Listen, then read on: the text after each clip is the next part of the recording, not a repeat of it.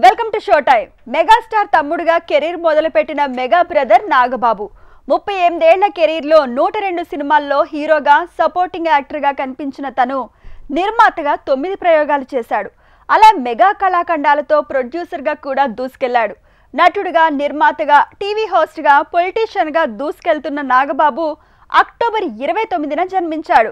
So 38 ఏళ్ల నాగబాబు సినీ జర్నీలో మలుపులు గెలుపులు మీకోసం. నాగబాబు కెరీర్ 1986లో మొదలైంది. అప్పటి నుంచి ఇప్పటి వరకు 38 ఏళ్లుగా నటుడుగా కొనసాగుతూనే నిర్మాతగా చరిత్ర సృష్టించాడు ఈ మెగా బ్రదర్.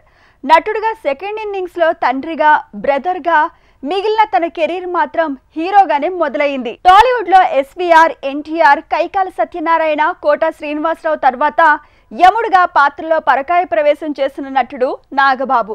అలా సెకండ్ ఇన్నింగ్స్ లోనే తన కెరీర్ పుంజుకుంది.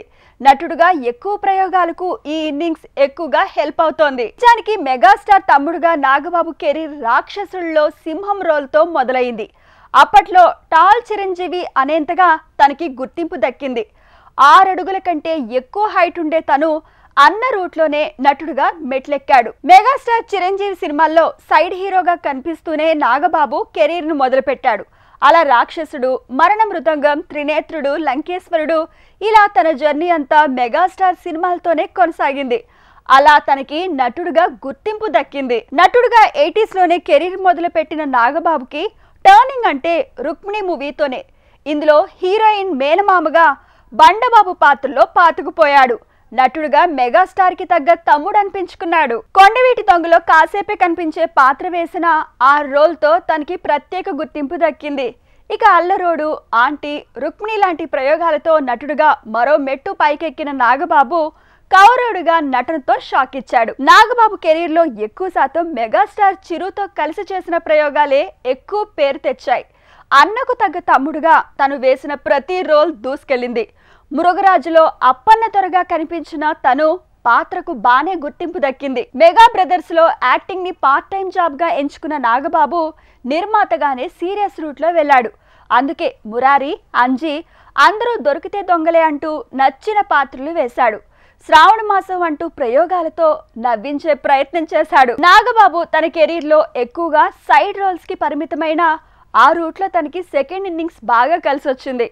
సెకండ్ ఇన్నింగ్స్ లోనే నటుడుగా తనకి మరింత గుర్తింపు దక్కే పాత్ర జోరు పెరిగింది. నాగబాబు కెరీర్ లో రుక్మిణిలో బండబాబు పాత్ర తరువాత అంతకు మించేలా గుర్తింపు తెచ్చిన మూవీ చందమామ. ఇందులో హీరోయిన్ తండ్రిగా పాత్రలో పాతుకుపోయాడు. నటుడుగా మరో మెట్టెక్కాడు. మెగా బ్రదర్ నటుడుగా 38 ఏళ్లలో 102 సినిమాలు చేసిన నిర్మాతగా మాత్రం 9 మూవీలతో చరిత్ర సృష్టించాడు. రుద్రవీణతో నిర్మాతగా మారిన మెగా బ్రదర్ ప్రొడ్యూసర్గా కూడా చాలా సెలెక్టివ్ సబ్జెక్ట్స్ చేశాడు.